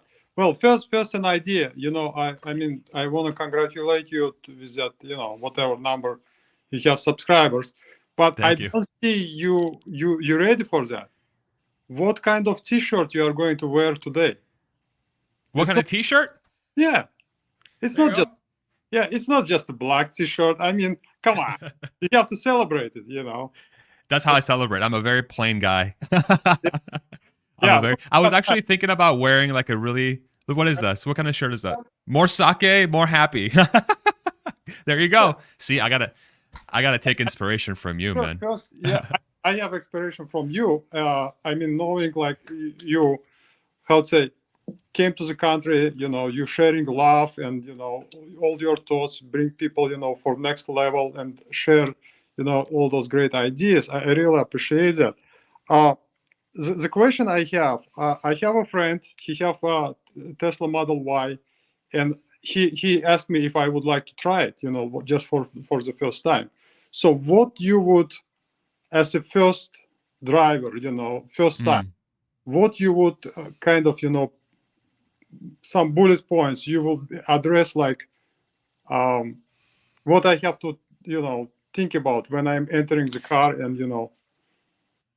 Yeah, I mean, I don't think you really have to do too much except for answer any questions they're gonna have. Because what I found is every single time I've allowed somebody to get in my car and drive it or whatever, they always have so many questions because the product is so kind of speaks for itself. You know, like you get in, you're like, holy crap, this is bigger than I thought. This is cooler than I thought. Wow, this screen is so fast and so fluid. Oh wait, so you control everything from the car? How do you charge it? Oh my God, it's so fast. Really? How many chargers do they have? Oh my God, the conversation flows very naturally. So what I would say is just be ready for a lot of questions. You won't have to do much. The car is gonna like prompt that person to ask a lot of questions, and you're gonna know the answers, right? You're in the Tesla community, you understand it. From IT. So But, don't overthink it. It's gonna be you're gonna be surprised at how many questions they're gonna ask just by themselves. Yeah. Yeah. So when I drove like my first, you know, Lada, you know, I was always thinking, okay, this is a clutch, you know, what it does. So it disconnects engine from transmission. Okay, now I can do it because I understand what's behind. I don't know what's behind. You know, when you push accelerated in Tesla, you know, is it going to go, you know, sprint, or, you know, it's slow down? Can I control it? You know, so I don't know my expectations right now, but I'm definitely, you know, something I'm kind of looking forward. I'm still looking for the product. When I'm talking about product, I bought my house, and it's kind of, you know, have enough for my family, and also it has potentials for put a solar roof. It wouldn't pay for the street, so I don't have any problem. I have, you know, I can place like 24 panels, 26 panels. I'm looking for the final product: solar roof, you know, charger, and you know, power walls, and maybe, you know, satellite and maybe, you know, 2 Teslas in the car. I mean, I don't own anything, but what I noticed when I contact Tesla, they have different teams. So you want to buy the car, it comes with charger, we lay one wire, you know. You want to buy solar, it should come with solar roof, but it's not connected together. So every time a different team is coming, and even in Wisconsin right now, we don't have, you know, the people who installing. Yeah. I mean, I remember you talking about this last time you came on. Yeah, I remember Yeah. this. So Yeah. when that would happen, you know, I have no idea. Okay. I don't So know. last Yeah. question for Yeah. that. So Sure. I'm in environment, and you know, this is kind of, you know, I am trying to relate. So you was in environment, you're working on, you're blessed, you have a lot of stuff, you move some ideas, maybe some of them not accepted, and some of them accepted, but you stay, how to say, you quit, you kind of in the how to say, idle mode right now. I mean, you are not active Tesla employee to put bolt and nuts together, right? Right. You make that decision, and I believe what you're doing right now, it's even, you know, better, because now you explore, you know, it's explored your mind. You Sure. see people, and you can tell them, hey, this is go-to company. You know, I believe instead of putting bolt and nuts, I can, you know, introduce a company to people around the world, and that. Sure. My situation is I'm in the company, very responsible, accountable, but lately none of my ideas went through. You know, the environment where you have, you know, I'm not succeeding, and if I'm quitting, which I'm not, you know, I'm always thinking there is always improvement. Maybe I have to have some more psychology thinking, you know, or logistic stuff to put those ideas through. I'm not seeing that, you know, I don't have that ground to raise that grain. Yeah. What your suggestion? Just I mean, don't even care. I'm nobody, you know. Just Oh my God. just tell me, you know, should you quit that environment when you think your ideas are not running through? And by the way, I'm working like 10 years in the company.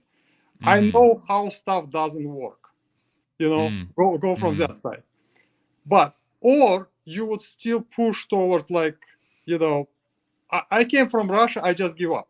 You know, when I was in Russia, I just give up because I know nothing is going to happen, you know, 50 years, 100 years. So I have a chance, I take it, and I explode here, you know. So let me ask you a question. How would you say, what kind of relationship do you have with the people that make those decisions? How would you describe your relationship? Managers and supervisors. I'm saying, I work with a lot of leaders, but those leaders are no more. We're talented people, we're no more with the company. But instead of company hire more supervisors and lead and managers, and we're saying, oh, you okay? You still okay? I said, I can do it better. Well, no, we don't need it. We want you to do this. You know, for example. That's it's not good. We're not leaders because we don't understand the details. I'm very technical person. Yeah. So there's two things that come to mind. So what I found in my experience in my careers is that getting ideas through, and so coming up with an idea that works is kind of a science in a way, you know, because you have to be technical and you have to understand it. Right. But getting that idea to be implemented and be bought in by the people is an art. It's a very artful approach, right? Because now at that point you're dealing with people, right? Yeah. And people are not scientific. We're a bunch of crazy people. Like, we're crazy. Like, we have feelings, we have emotions, we have egos, right?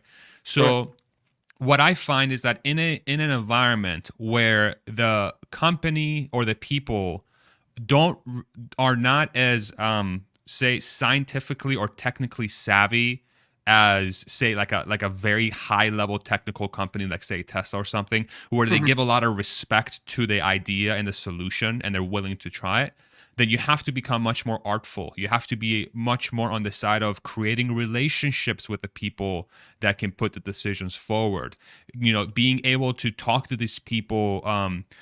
It's nothing short of like basically like the manager or the supervisor that has that sort of ability to push the idea forward. You almost have to create a relationship with that person where you trust each other at a human level. Forget the technical stuff. You almost create a relationship like a friend almost, right? Right. And then at that point, that dramatically increases your chance to put an idea through. But then the question becomes, is that the kind of environment you want to be in, where you have to create a relationship with somebody to get an idea through? Most companies operate in that manner, unfortunately. That's just the truth of it. So your decision becomes, do I want to develop that relationship and that skill set, that art, to try and put ideas through? Or do I want to find a company that's much more willing to try out ideas once they recognize it's good, regardless of the relationships you have with management? And that really becomes the question. Yeah. Interesting. Very nice point. And Farzad, it's not a question, but do you have any requirement? If you would like, for example, I want to give interview and I want to be interviewed by you, for example, do you have some requirements? The topic needs to be, for example, interested for viewers, right? That's number one, right? Mm-hmm. So, for example, my immigration or my chess career or my Tesla stock, I can give you some bullet points. For example, I in 2020 on Tesla stock, I went like insane on margin, like 100%. Like I make like $200,000. Yeah. So during 3 months, I just give it back. Okay. I have that strategy in place because my behavior. I'm not money driven, and I'm always thinking about what behind of my thinking. How I like the stock. What then. Would you be interested in those and now I'm kind of split. I'm like long-term trader. Long-term. I have some stuff which I put and I said I never touch it. And I'm also daily trades, but what topic would you be interested, in, and by the way, I have article in newspapers. I support Ukraine, refugees. I just try to apply. I have family with 3 kids and all that stuff. Like what you would be interested to get interview is related to Tesla. For me, it's anybody. Like I come across anybody that jumps out to me as somebody that that I want to talk to on that day. I just reach out to. Some people I have relationships with. Like some of my guests are people that I know personally. Sometimes they're just people that I feel like have a unique insight that I want to learn from. But usually what happens is these people already have some sort of people know, like they have a public thing. Like people know that they're out there, right? Don't know me. I know Farzad, maybe Meshad. Yeah. So what I would say is if you really wanna have that opportunity, just kind of send me your background, sort of send me the things that you're interested in, and then if it's something that we can make happen in the future, why not? Yeah. I do have a list of guests that I want to talk to for sure. And the other thing I have to also keep in mind is that if I'm going to be doing podcasts and conversations, I have to ensure that it's something that the public is going to gain a lot of value from as well, right? And that's not to diminish like anyone's skill set. Like everybody has awesome abilities and skills and things, but there's just a lot of different factors. But yeah, just send me an email. My email's on my YouTube page. Send me an email and then we can take it from there. Appreciate you, man. Let me prepare that. See where we at. Okay. Thank you very much, man. Have a good one. Thanks for jumping on. Bye. He's awesome. He's great. All right, let's go for a few more minutes here because I do have to leave in a little bit. I'm meeting my friend at Terry Black's. He used to work for Tesla as well. I'm excited for that. And then I'm going to do a 1069-2 loop as well right after Terry Black's. I'm so hungry. Unknown Error. Great name. Farzad Mispani. You broke through baseline established growth difficulty. Assuming your wishes are granted, what direction do you want to take your channel? Any fears on content versus growth? That's actually a very good question. I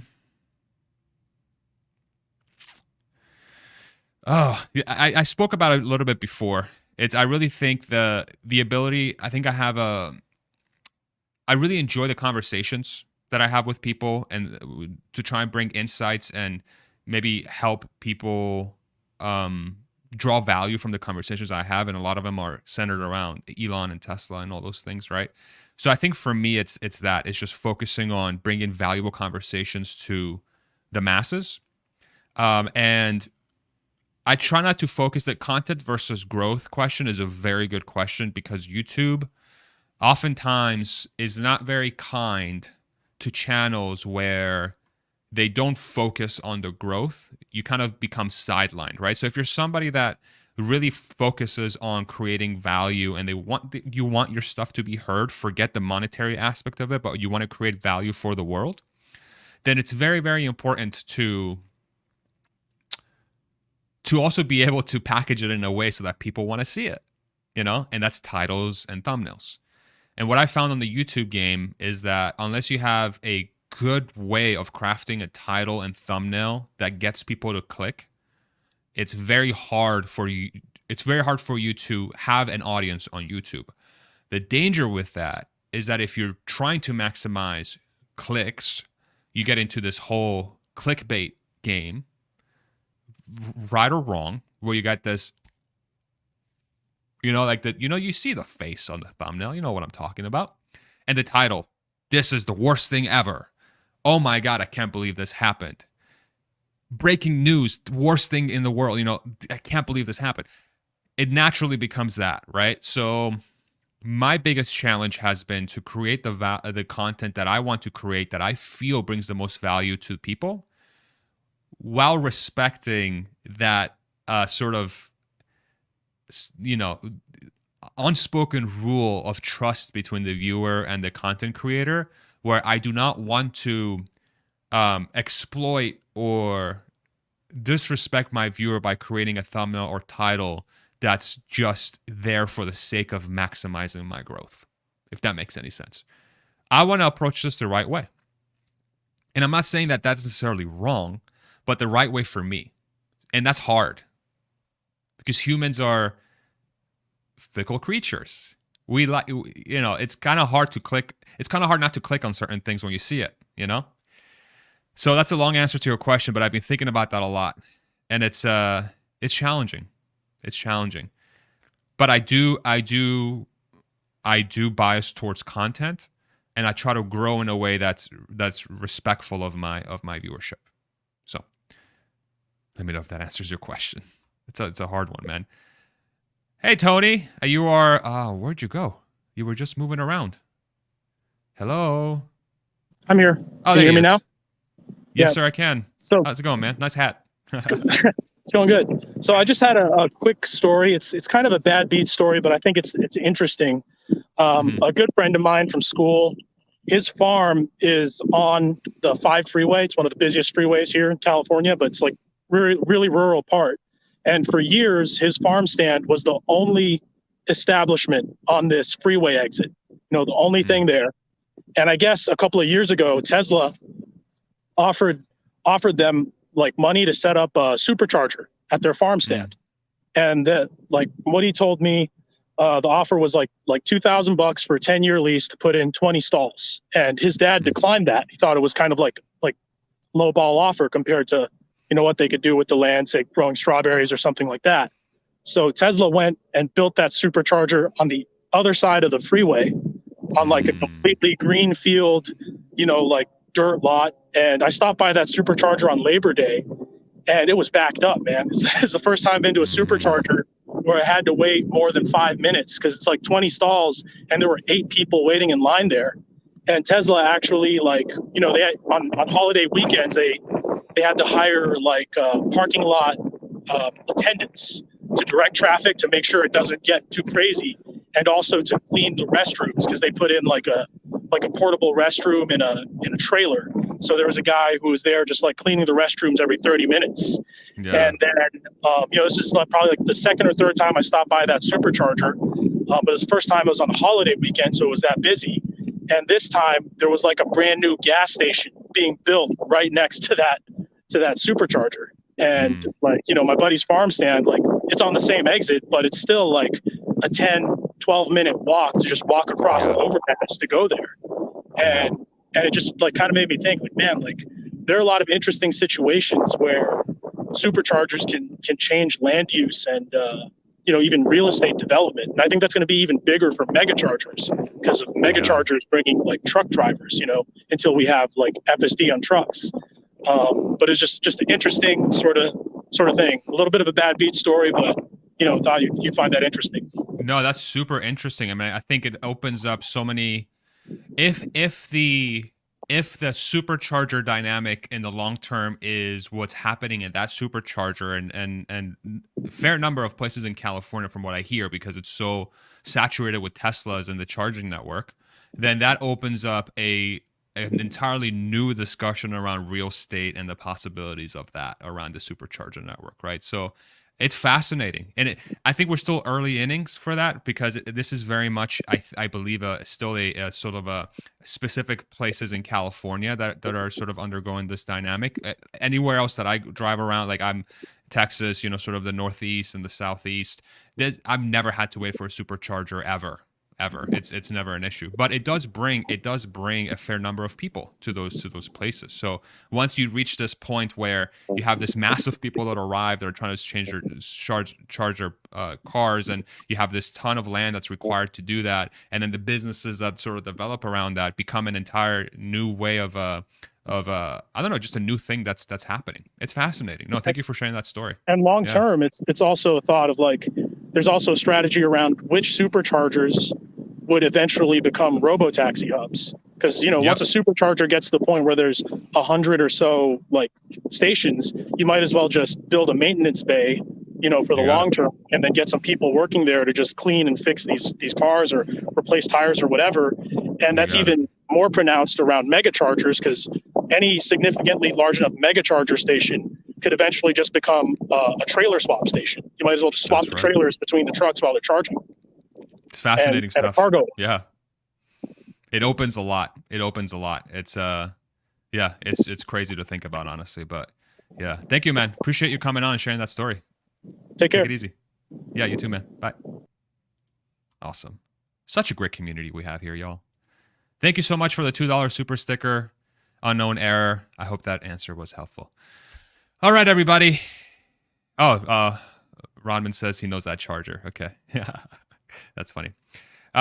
Let's call it there. We're almost 2 hours in. Thank you all so much again for 25,000 subs. Really appreciate you all. I can't tell you just how inspired I am every single day when I wake up and I think about what am I going to make today? What are we going to do today for the channel? And I always have you guys in mind. I always have y'all in mind. Oh my God, I'm from Texas. What am I doing? My goodness.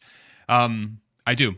And the reason why this exists is because of you. So thank you so much for all your support. Thank you so much for always being there and watching this channel. And yeah, I hope to see you soon, either tonight or tomorrow. 1069.2 reaction video for sure.